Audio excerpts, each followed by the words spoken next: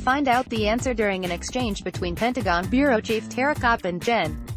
John Nicholson at a VTC briefing from Afghanistan. It's been 2 years since Army Gen.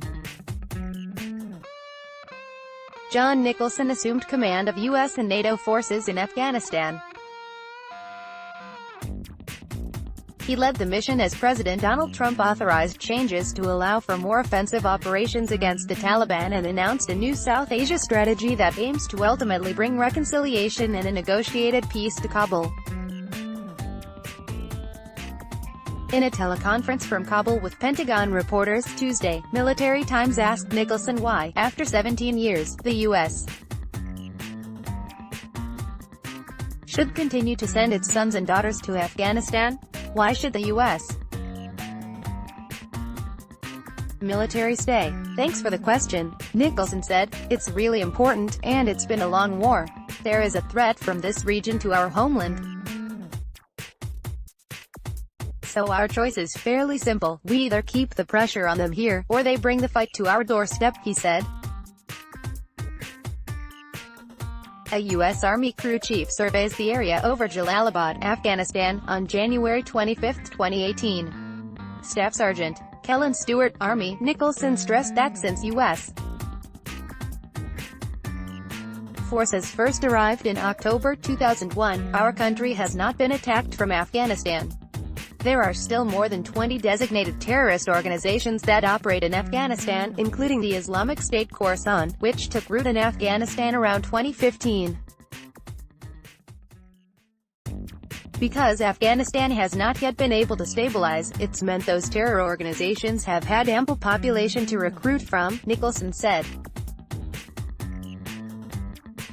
It's too soon to take the pressure off, he said, in noting that ISIS-K remains a threat. There are about 15,000 U.S. troops now in Afghanistan, down from a peak of about 100,000 troops a year. Fiscal year 2018 operations are expected to cost about $45 billion, according to Pentagon officials' testimony to Congress earlier this year. As of May 25, 2,264 U.S. service members have been killed there, according to Department of Defense casualty statistics. Nicholson said Afghan forces have made important gains in repelling attacks and conducting offensive operations. However, he did not expect a time where there would be no conflict there. This is Afghanistan, there will always be violence.